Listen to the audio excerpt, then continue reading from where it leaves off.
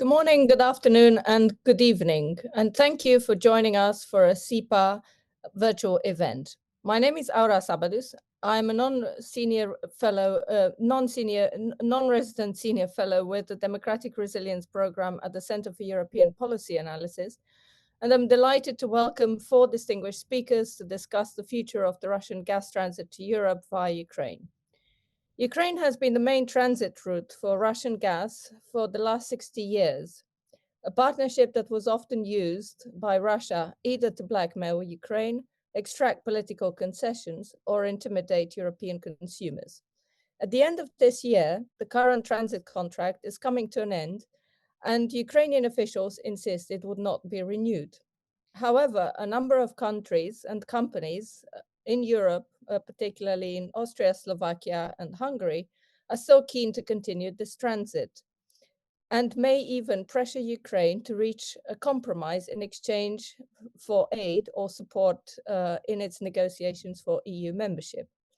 Even companies that do not hold long-term Russian supply or transit contracts appear interested and impatient to resume business as usual amid concerns of industrial decline caused by rising energy costs recently.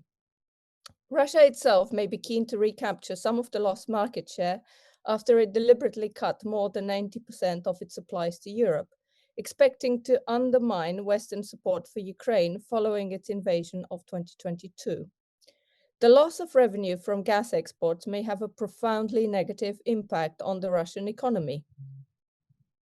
Russia itself may be, nevertheless, Russia's recent missile and drone attacks on Ukrainian electricity power plants, as well as gas storage facilities, raises serious concerns and questions about the risks associated with transiting gas in Ukraine, as long as Ukraine does not benefit from air defenses or the war rages on. With less than a year to go, there are now questions that are still unanswered. Should Ukraine end its historic role as Europe's main supply route and potentially jeopardize its EU accession process by alienating some member states keen to continue buying Russian gas? Or should it bow to pressure and negotiate with this aggressor?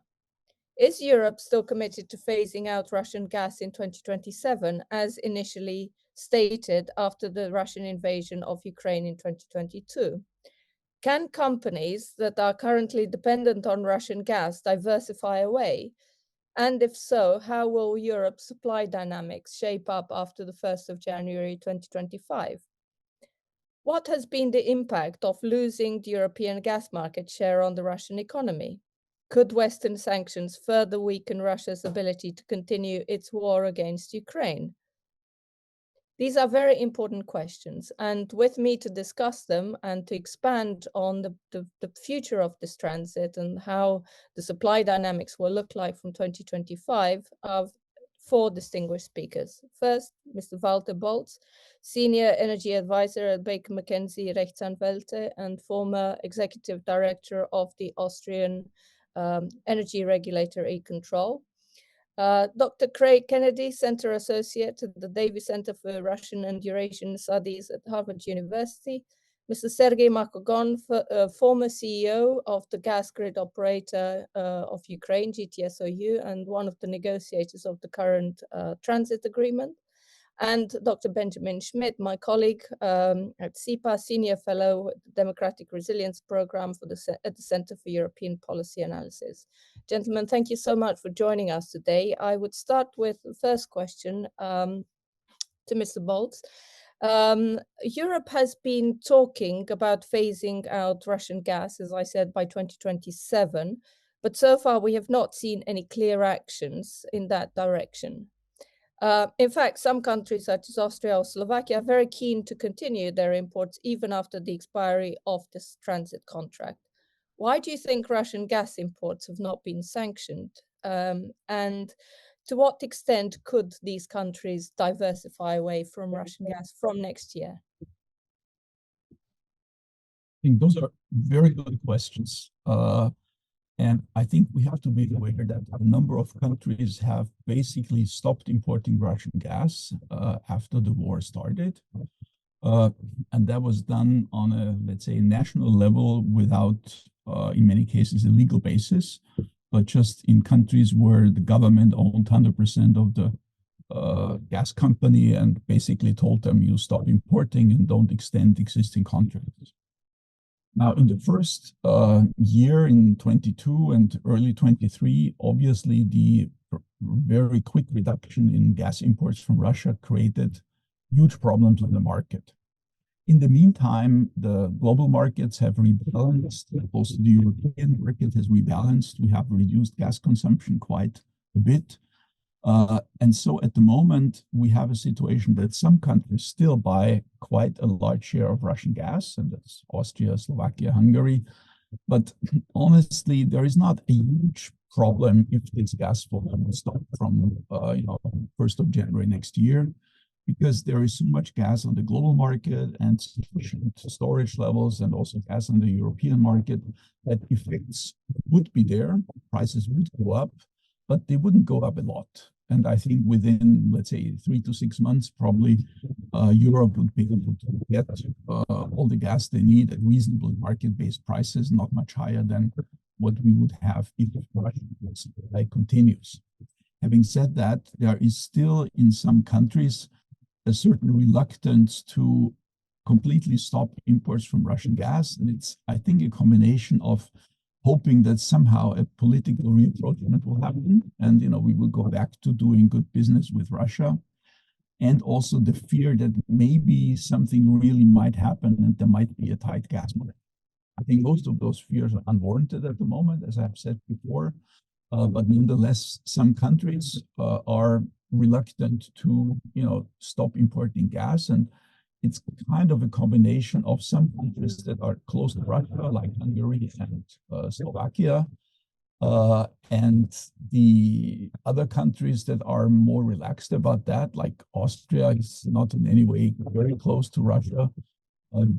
There is the economy and some of the importing or buying companies who feared maybe there is some shortage for the reason going on. So in summary, I think there is a reluctance to take the first step, but I think in most countries it would not be a big deal if Russian gas flows stop.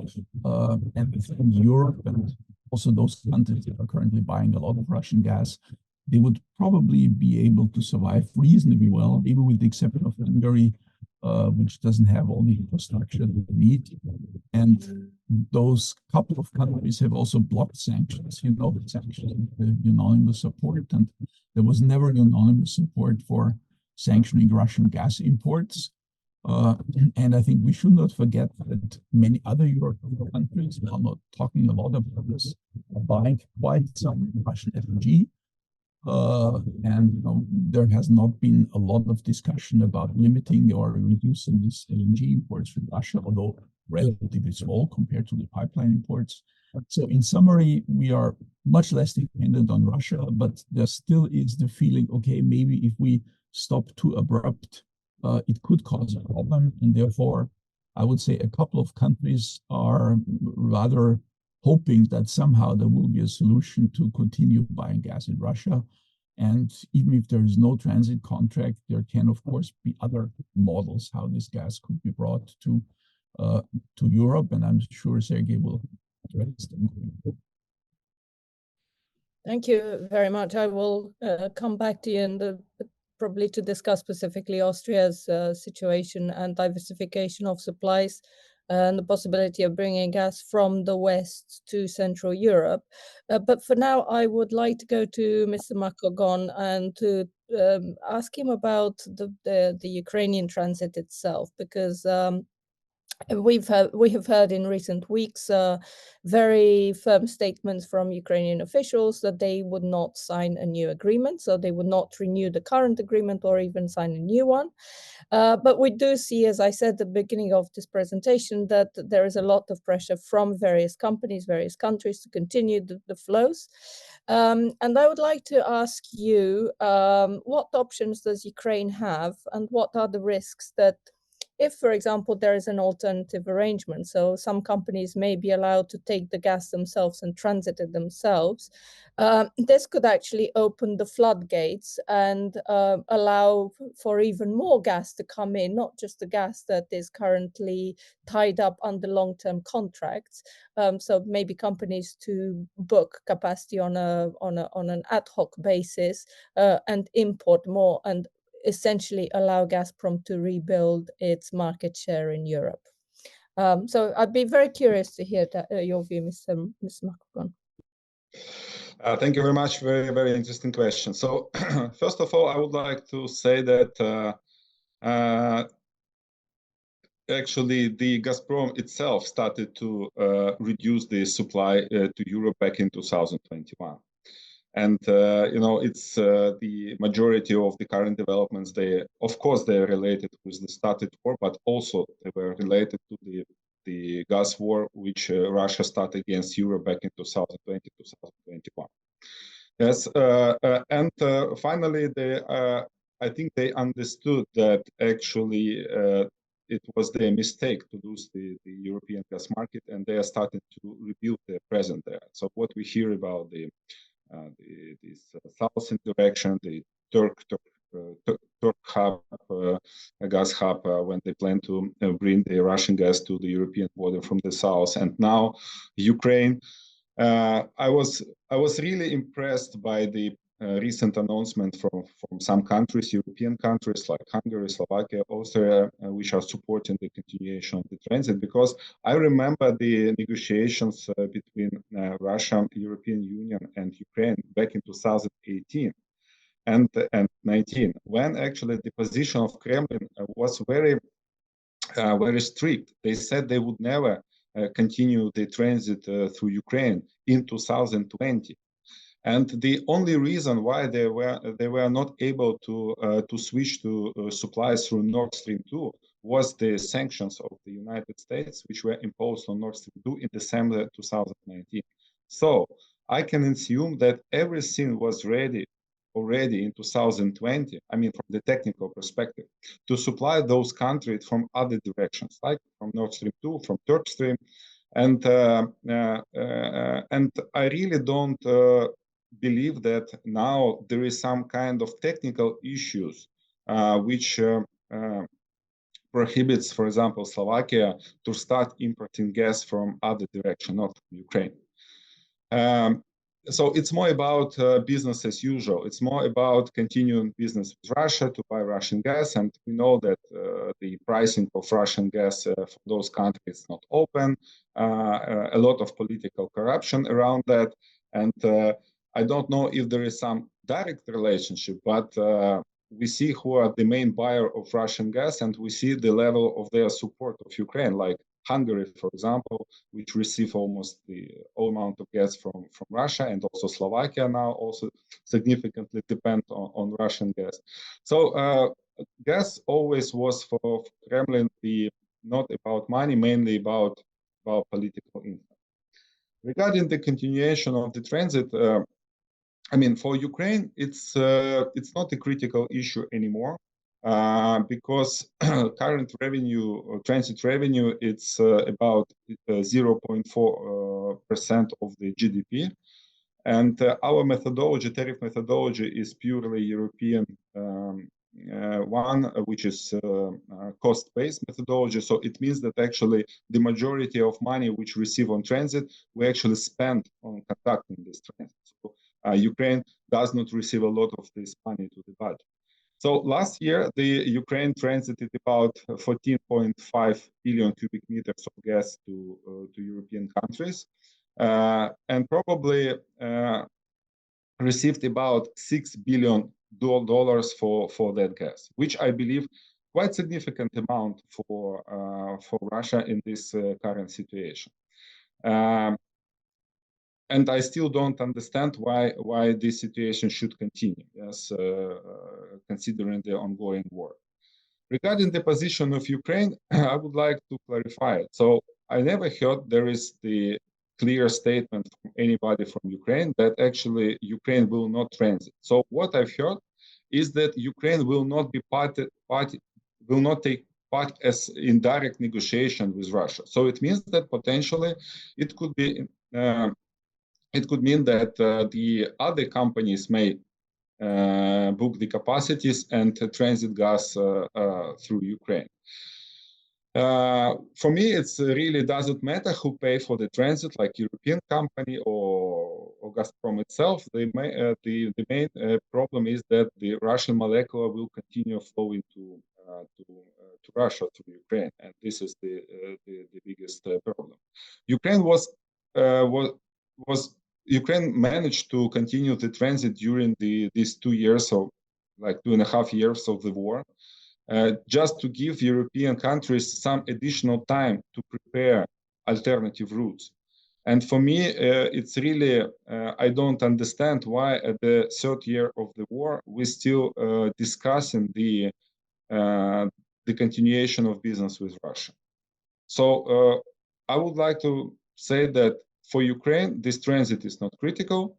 It's not in the matter of technical some aspects or from the commercial point of view. And also, I believe there is no constraints, technological constraints in Europe to start buying gas from other sources. I fully agree with Walter that there are a lot of gas available in Europe. New LNG terminals are coming in 2025, 2026. So it's just the desire to continue business with Russia. And for Russia, it's a big desire just to keep its presence in the European gas market and put political pressure on Eastern European countries. Thank you. And there's a very good point here. Again, I would like to get back to you as well, and to ask whether you think that this could open the floodgates for more gas coming in. I'll get back and we can discuss a bit more in detail. But I would go to Dr. Kennedy until Ben can reconnect. By cutting more than 90% of the volumes that it was supposed to deliver under contractual obligations with European buyers, Gazprom has also created major revenue problems on its own domestic market. Could you please explain how the loss of European market share is hitting Gazprom and the Russian domestic budget right now? And what conclusions can Ukraine and Europe and Western partners draw from this context? Thank you. In the discussions going on in Europe right now around whether it makes sense to allow Russia to come back into the European marketplace or not, one of the pieces of the debate or the equation that are missing is what the impact of Russia's own self-sanctioning of its European exports is having on the Russian economy and on the Russian gas industry itself. Europe, of course, has stated that one of its objectives is to try to erode the resilience of the Russian economy and in particular constrain the ability of the oil and gas sector, by far and away the most important sector of the economy, from funding Russia's wartime economy. And in this debate, a lot of focus has been given justifiably on the impact of gas or the lack of Russian gas into Europe on the European economy, but very little focus has been given on the topic that you mentioned, its impact on Russia itself. There is a narrative out there that says that Russia is doing okay, that it's going to pivot to Asia, that China will step in to take over volumes from Europe that Europe is no longer accepting, or that Russia is cut off, depending on whose side you're looking at. But the fact of the matter is that is a very fanciful narrative, and the real situation is much more dire. Before I started my research on the history of the Russian oil and gas industry and following contemporary events, I worked for over 20 years in the global finance as an investment banker. And one of my early deals was the IPO of Gazprom back in 1996, when we brought the company to market in London. And we took it to investors around the world. And investors immediately looked at two things about Gazprom that worried them. One was that it was selling most of its gas domestically and at a loss. And the other thing, that Gazprom was carrying a lot of debt, in particular foreign debt. And this concerned them. But Gazprom explained that this was all part of a broader agreement with the government that they would subsidize the domestic energy markets, which depend 50% on gas as their primary energy supply, in exchange for having a monopoly on pipeline exports to Europe.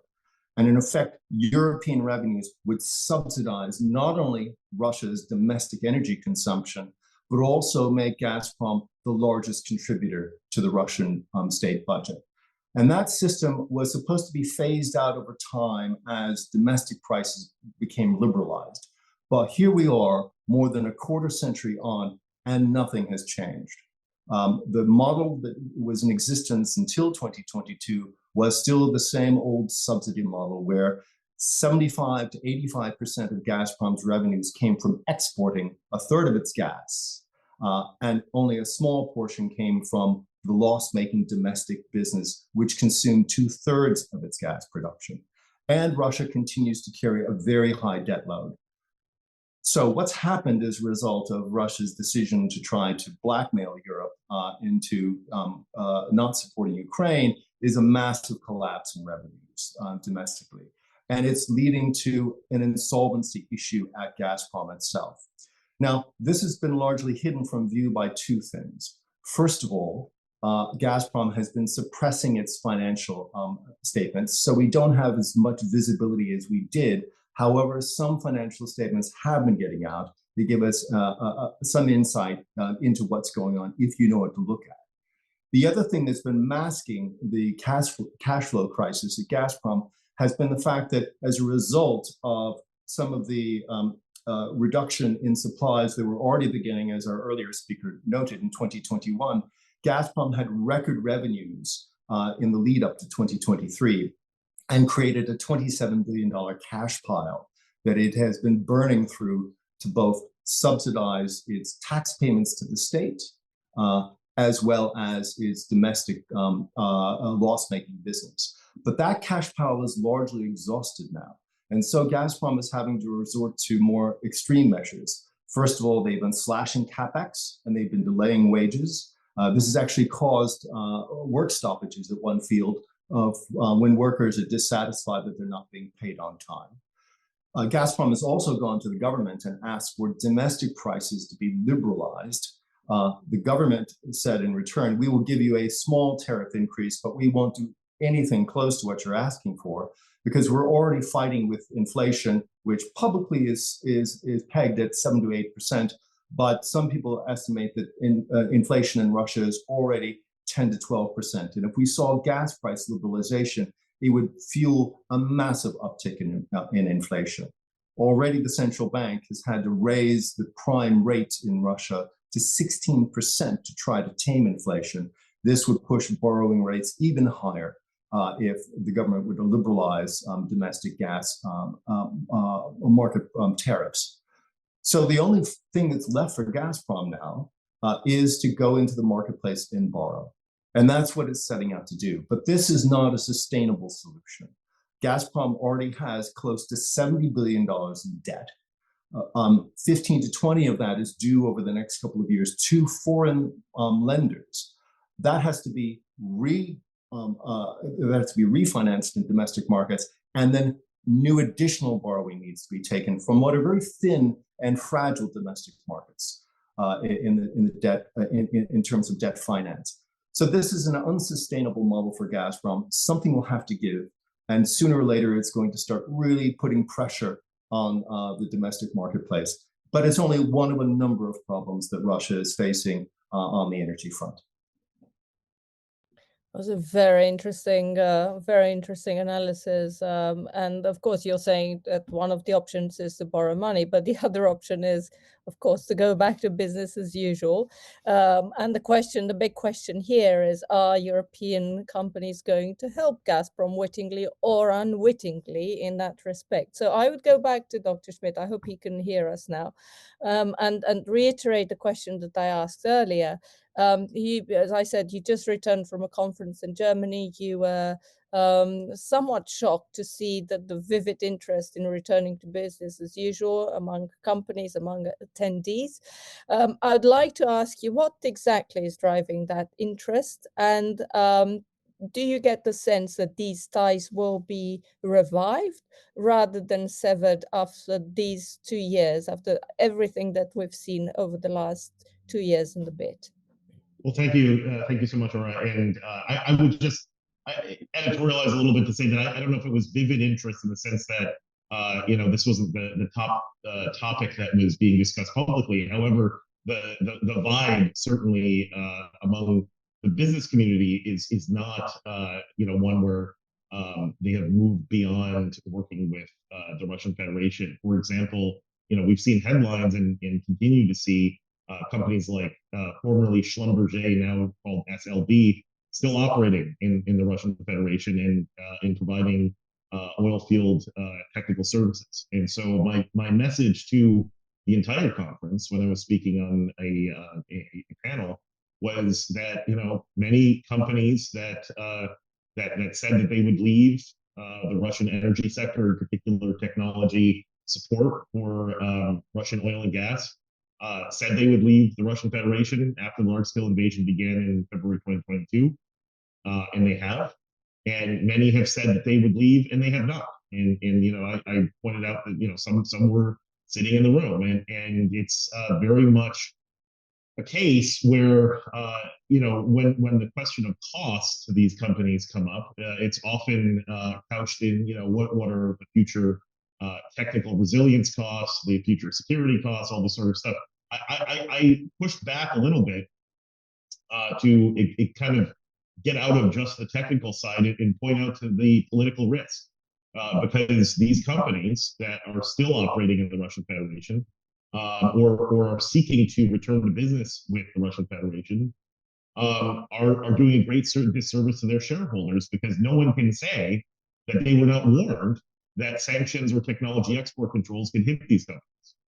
And so the notion of a return to business as usual, I think certainly companies would like to do this. And the point of the matter is, especially with technology service provision, if we are engaging in what is effectively the largest export controls regime to degrade the Russian military, aerospace, and space sector in the history of the world, simply given the size of Russia's land mass and interconnectivity for the global economy, the idea that there's no way these technical service providers are ever going to get into a situation in which something that they have provided or brought into the Russian Federation for energy production services somehow is supporting or seem to support at the level of a component or a system or a subsystem the Russian military machine. I think that there's a high probability that will eventually happen, whether they are wanting to do that or not. And so again, my message was get out now. It's long overdue, and do not have this return to business as usual as a part of a future business plan. I mean, this is morally repugnant, to say the least. But also, if you only care about your shareholder value, the risks are far too high.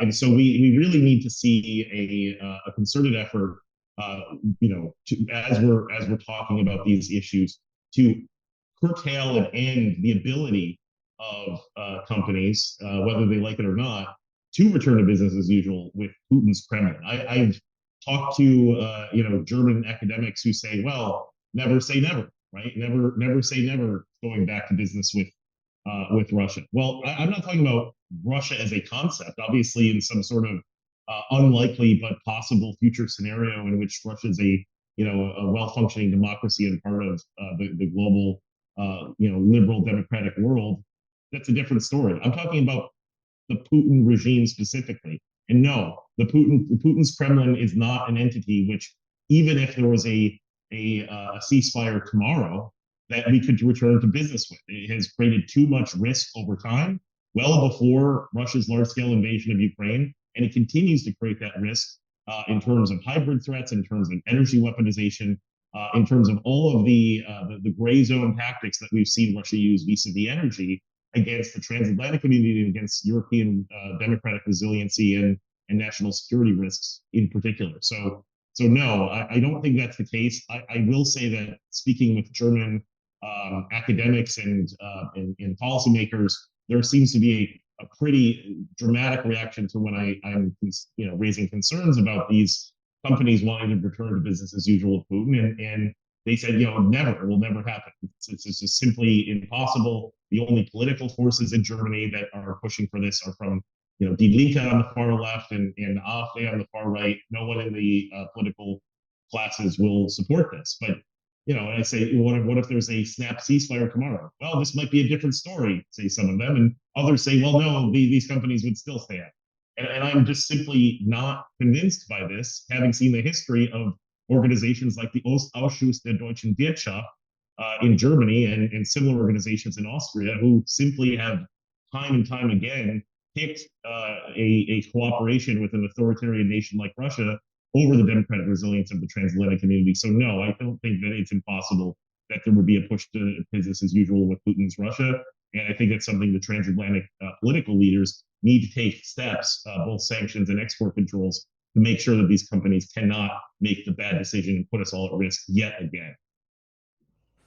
Thanks, Ben. And speaking of Germany, we in Europe, we have been following a very interesting development in the sense that Germany introduced a tax on the gas that is exported, so imported from the West into Central Europe, either from Germany or transiting Germany and entering Central and Eastern Europe. And of course, one of the countries that is mostly affected is Austria. Particularly at the time when there is a lot of pressure on Austria to diversify away and to bring gas from other sources than Russian sources. So I would come back to you, Mr. Boltz, and I ask you if maybe if you could explain a little bit to what extent this tax is impacting Austria, and maybe do you think that this is a reason, an additional reason that Russia could potentially use to justify the need to continue this transit via Ukraine? I mean, first of all, I think the German storage levy is kind of a sad story because it is, I would say, to most people, obviously illegal. And the EU Commission has been very reluctant to do anything about it. They have now started a pilot procedure, and we expect to have a kind of a serious action by the European Commission within, let's say, a month or two. Having said that, I think... Forgive me, may I just clarify here for our listeners to say, when you say that it's illegal, probably in the sense that it comes against the European Union's overarching principles of free trade. Right. I mean, a member state cannot, let's say, without very, very good reason, ask for an export tax, which it is. I mean, there have been similar cases in the past on electricity, and basically, if a member state decides to subsidize something, like the Germans, the building up of storage, which was very expensive, to buy the gas for the strategic storage, then they have to make sure that the way they recover the cost is not impeding trade. And charging only German exit points to German distribution would be perfectly okay, but charging the exit to other countries and also charging for the transit of gas, which has really no bearing on the storage obligation in Germany, is most likely violating the EU law. But Germany is a big country, and so the EU Commission took quite some time to do anything about it.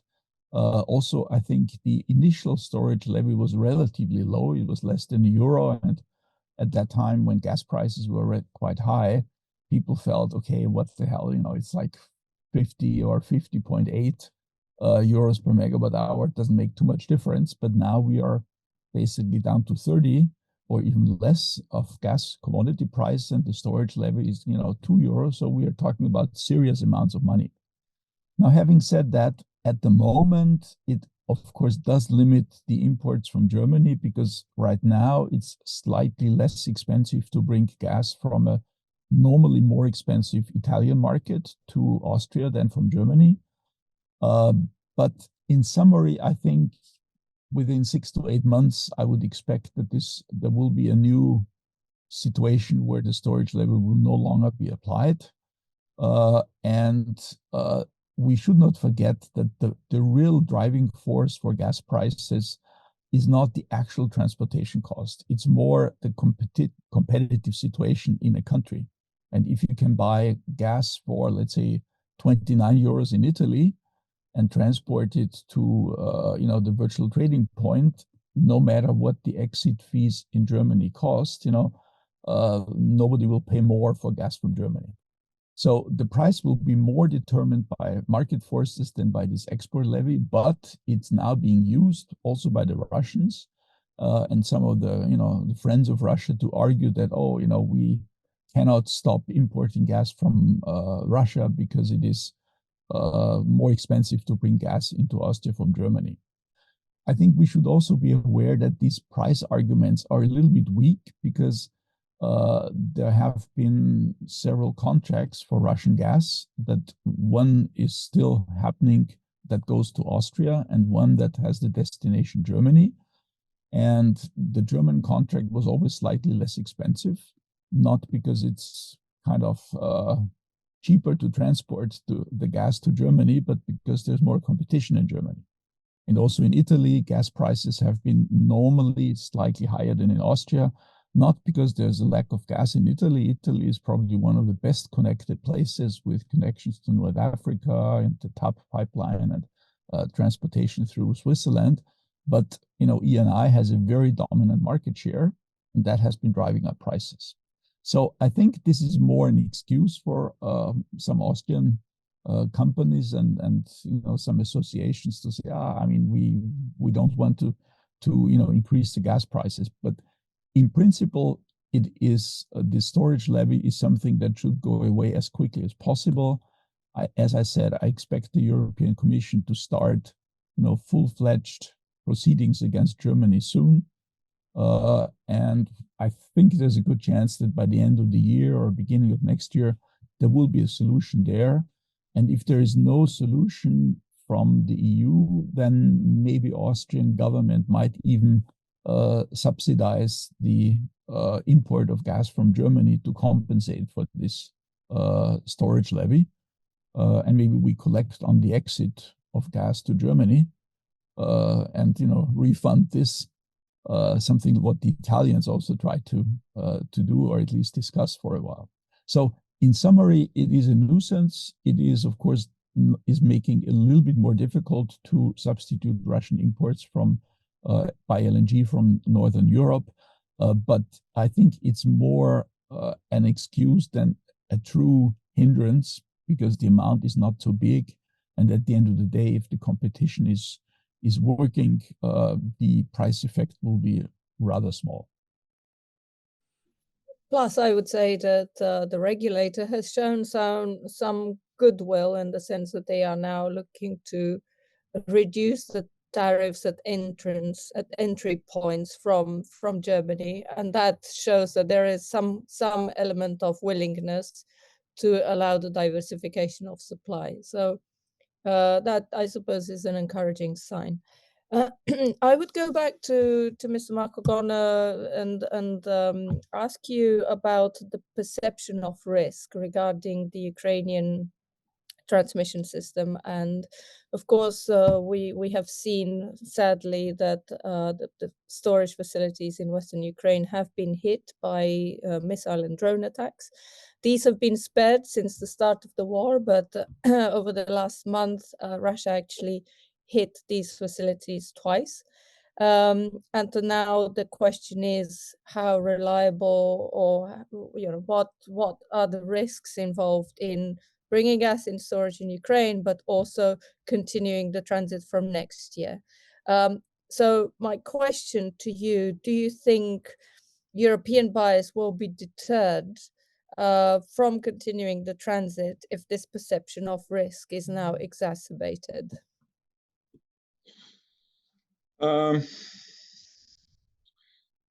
I would like to say that the recent attacks on our storage, I think it's more about Ukraine-Russia topic. It's not about the broader perspective, because actually what they try to do is actually to to complicate the preparation of Ukraine for the next heating season. Yes, because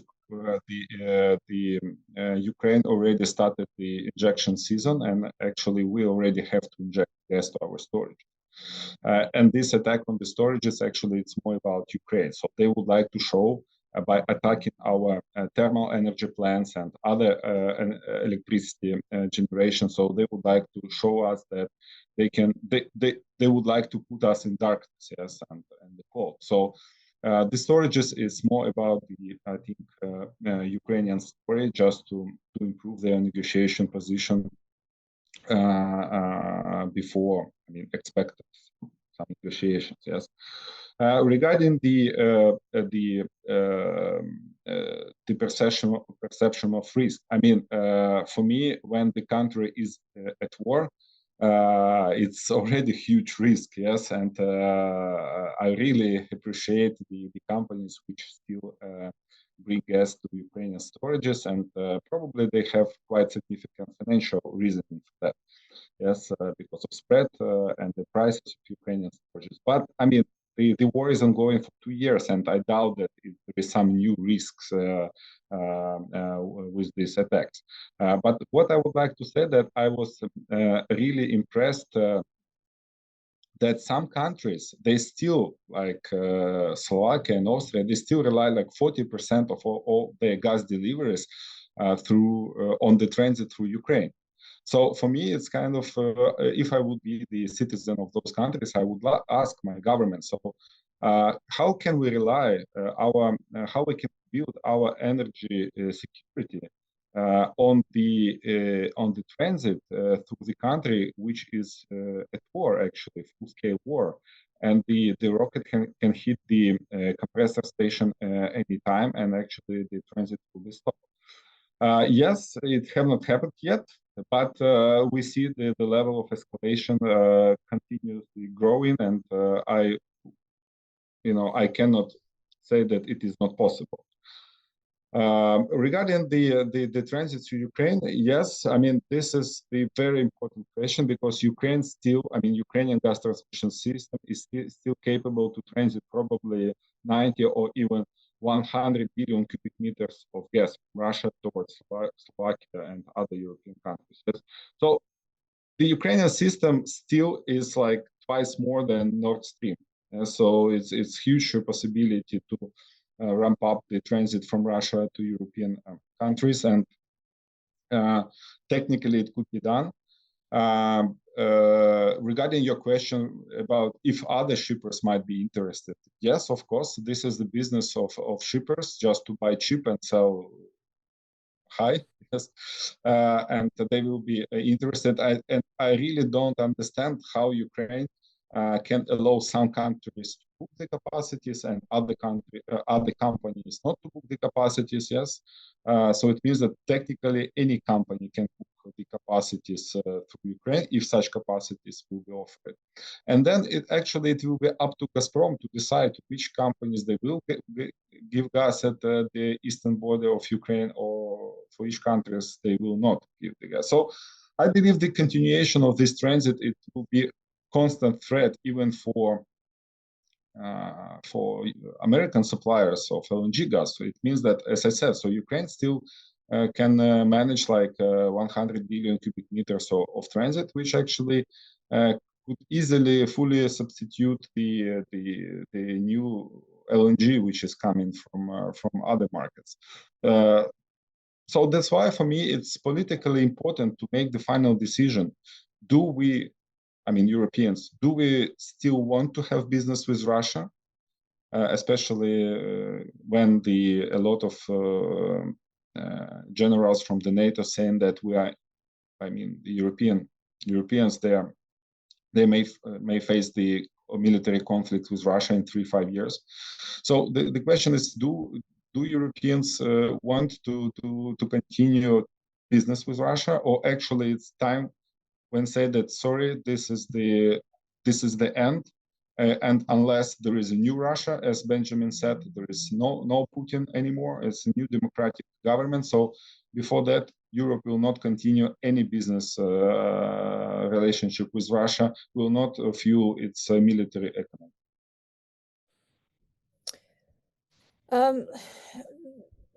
Just related to what Mr. Markogan just said, I mean, obviously there is a perception of risk, and it has been all along. Maybe now it's exacerbated. Maybe now people are thinking more about it.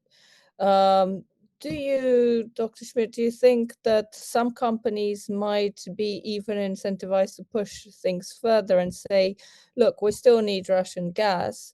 The Ukrainian transit system is too risky right now. Let's revive Nord Stream 1 and even Nord Stream 2. I mean, we've seen recently that Russia has been discussing, I mean, there were some stories in the media suggesting that it might cost 1 billion and a half to repair the pipelines. Do you think we will ever get to that point where Nord Stream could make a comeback? Yes, I think so. I think part of it is there's insurance claims currently going on with Lloyd's of London that I've read in the media for more than, I think, around €500 million. So you know, this is something that I think that there's a lot of companies that if a Nord Stream 1 or 2 repair contract was put out, they would bid on it.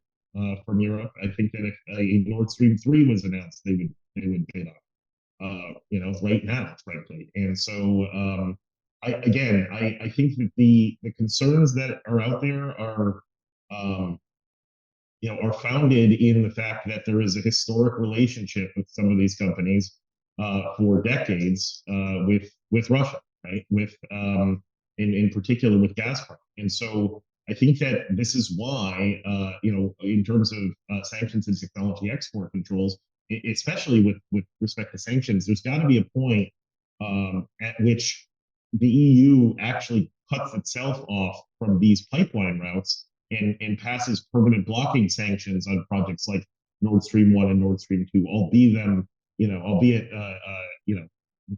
not operational right now, aside from one of the 4 lines. On Turk Stream 1, 2, on these lines, and I think part of the reason, you know, we've seen, you know, this risk remain on the Ukrainian route right now is that Russia can use this as the, you know, sword of Damocles without having these other routes, you know, significantly operational outside of Ukraine, on the EU and say that, okay, so if you're still getting gas through the Ukrainian gas transmission network, we've demonstrated for almost 2 years, we being the Russian military, that we can reach out and destroy critical, you know, domestic energy infrastructure in the sense of, thermal power plants and electricity grid infrastructure and things like this, transformers that are exacerbating the humanitarian crisis already ongoing across Ukraine. Notably, the Ukrainian gas transmission pipelines and compressor stations, for the most part, have been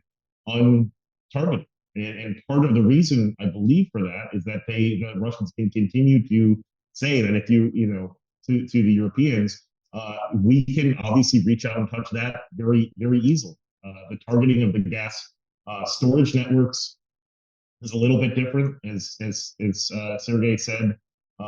Part of this is, I think,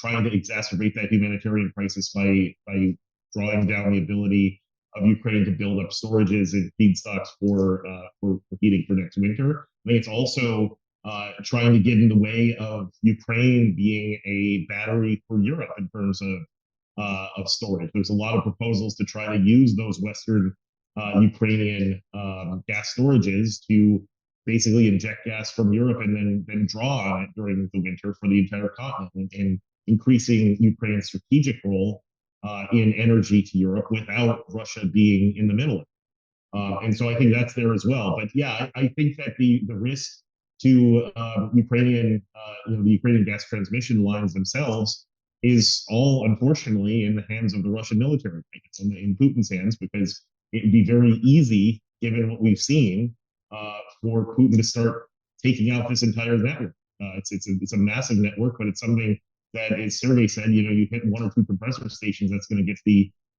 lines down for quite a while. And so the fact that we haven't seen that really telegraphs Kremlin intention, I think, to put pressure on Europe, since Europe still relies on gas through that system, not Ukraine itself, and to basically try to mitigate whatever the latest sanctions or military support or pushback that Europe and the United States may be having on the Russian Federation. I think that's part and parcel to what we're seeing there in terms of the line themselves. Yes, and of course, the Ukrainian system remains vulnerable as long as it doesn't have any air defenses. And let's not forget that some of this gas stored in Ukrainian facilities is also gas that belongs to European companies. But I would like to go to Dr. Kennedy and ask him about Ukraine's own offensive against Russian infrastructure. And we've heard in recent days several US officials warning Ukraine to refrain from striking Russian oil refineries and depots amid fears that this would push the price of oil up. Is this argument actually justified? And what are Ukraine's options with regards to limiting Russia's ability to inflict damage on its vital energy infrastructure? So I think Ukraine has shown that it has asymmetrical abilities to severely damage some key energy infrastructure. It's been relatively restrained so far in using that. It hasn't gone after any of the major oil export terminals, which could have an impact on pricing by cutting off supply into the marketplace. But I think there's a very simplistic analysis that's going on right now, unfortunately, around Russian refined product and the drone strikes on refineries.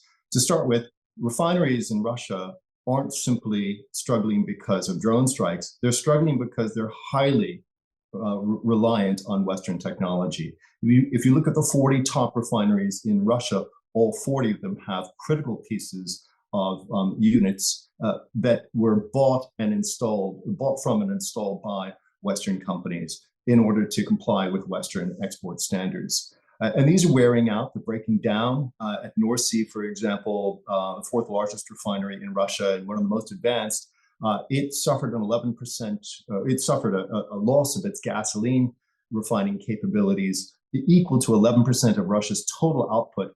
And it had nothing to do with a drone strike. It's because critical equipment that was imported is worn out and they can't fix it. So there's a broader question of erosion of its infrastructure as a result of its being cut off from the West. Now, when it comes to the question of the impact of pricing, yes, we could see higher prices for certain oil products like diesel and gasoline, depending on how far the airstrikes go and what the broader market dynamics are around those products. But we have to realize that if Russia can't refine its crude, it's not going to leave it in the ground. It will simply export it as crude, which means that there'll be a greater glut of Urals in the marketplace, which is likely to actually widen the discount at which Urals sells. So while you may have gasoline prices going up a bit, you actually have Urals prices going down and pulling down the rest of the crude market. So things are more complicated than I think the headlines suggest. But Aura, I wanted to come back to this question of risk that we were discussing a moment ago. We were talking about transit risk through Ukraine. But I think there's a much more profound risk issue that's not being factored into the debate in Europe about whether it makes sense to allow Russian gas to come back in. I mean, Ben had it exactly right that if you look at both the Mittelstand companies that are supplying technology to the Russian gas industry or the larger industrial users of gas in Europe, many of them are making the case that we're losing out because we've lost access to what has for them been a very lucrative market historically. Starting in the 1960s, they provided the technology European banks provided the financing for the Russian gas industry, and they provided the market for the molecules that were discovered at that point. So it's been these companies have been deeply involved in the gas industry, and they'll want to go back in. They are amoral actors, and I know them because I banked them for many years. They are not the ones, even if we try and frighten them into thinking that they haven't managed the political risk properly, they're not the ones who are going to stop this. They're going to keep pushing for it. If there's going to be a counter argument put forward and discipline put on them, it's going to have to come at the political level. And here it's very important for the politicians to understand that when these companies say our industry is being hurt, they are mispricing risk. And let me explain what I mean by that. So yes, a German utility may get cheap gas from Russia, or a German exporter may be able to sell its technology in Russia. But what's actually happening more broadly to the European economy and the European taxpayer? The big political risk here is not transit through Ukraine, it's Russia risk. Will Russia shut the gas off again? Because when they did it this time, the costs to the European taxpayer were immense. And it was all Russia risk. They cut off the gas, and suddenly Russia had to scramble to find, or excuse me, Europe had to scramble to find new supplies and had to subsidize pricing for domestic consumers within Europe.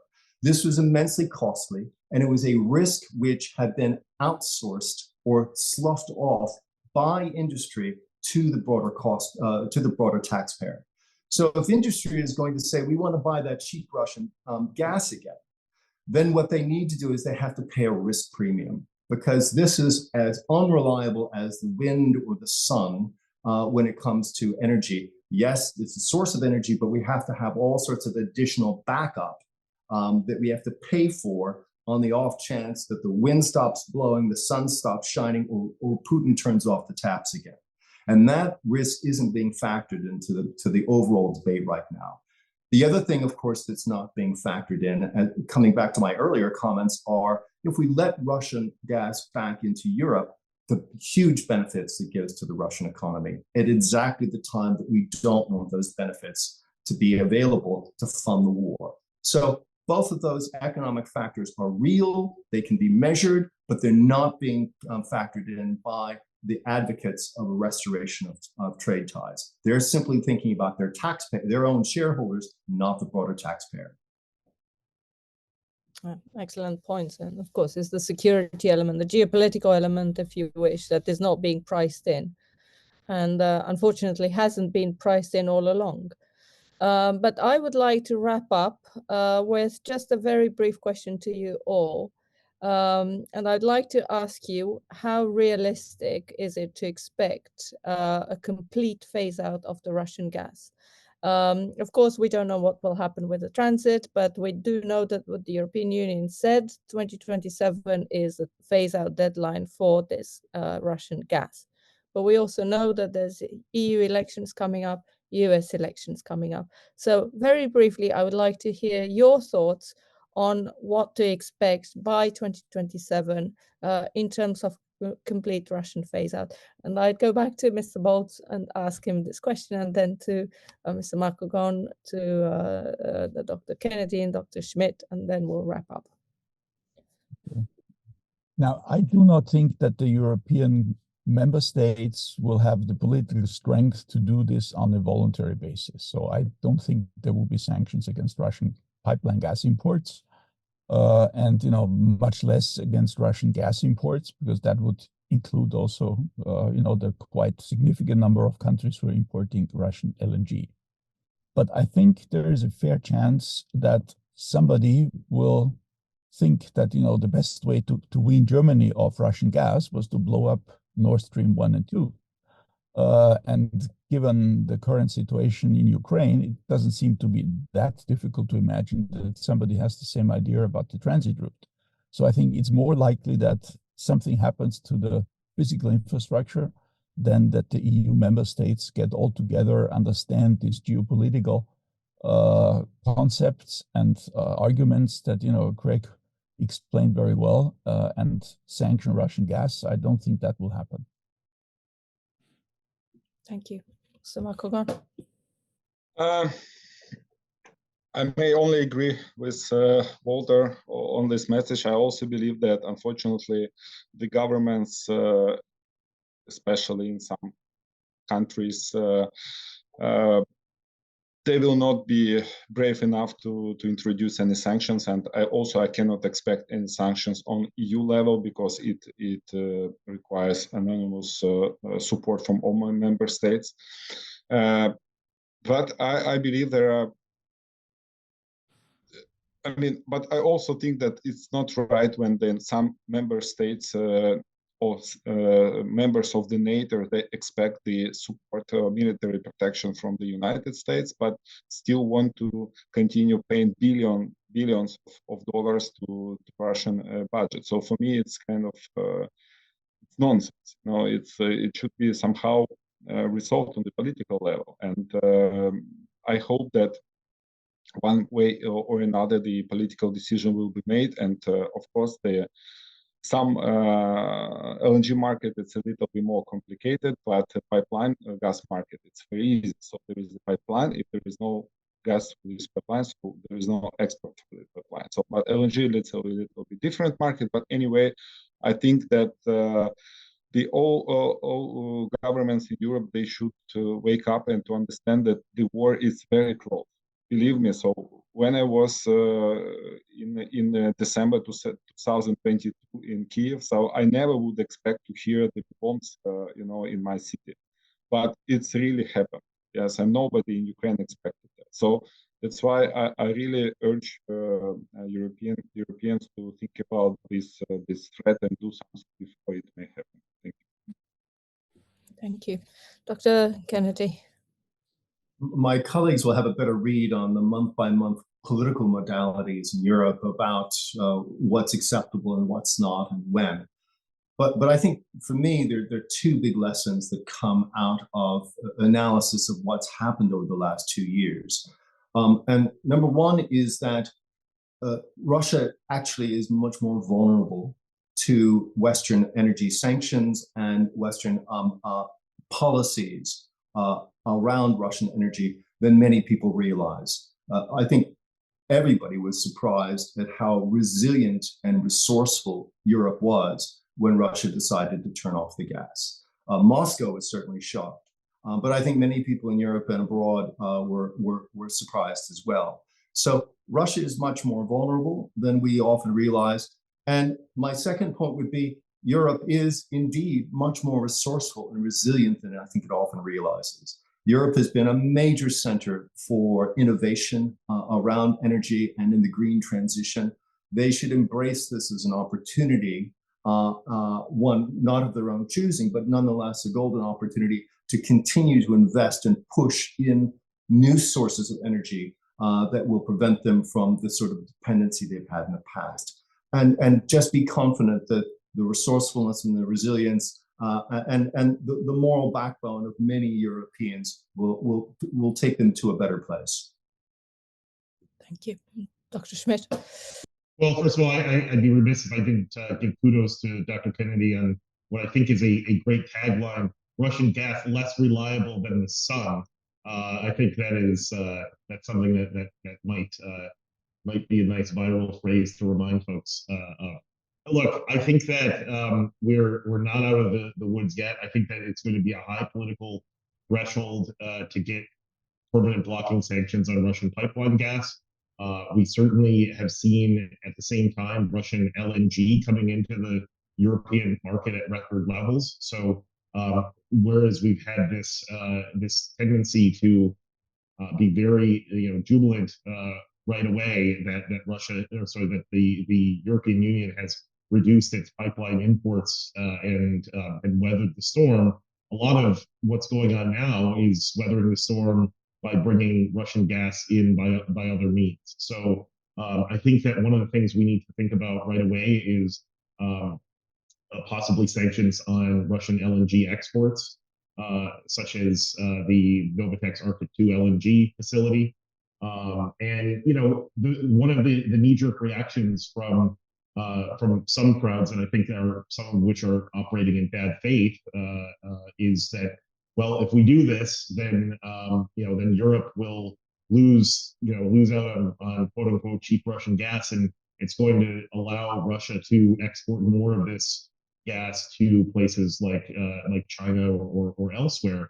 And isn't that a bigger concern? And I would say no. Ultimately, I think the national security impact of European reliance on Russian gas specifically over the years, in the sense that it has limited the political and national security latitude of leaders across Europe to respond to Russian hybrid and overt aggression, whether or not Russia is getting revenues from finding another market elsewhere. At least Europe will be less reliant on an authoritarian and aggressive neighbor for that natural gas. And so I think that this is the goal. I think that Europe should do everything in its power to realize its phase out of Russian gas by 2027 to the greatest extent possible.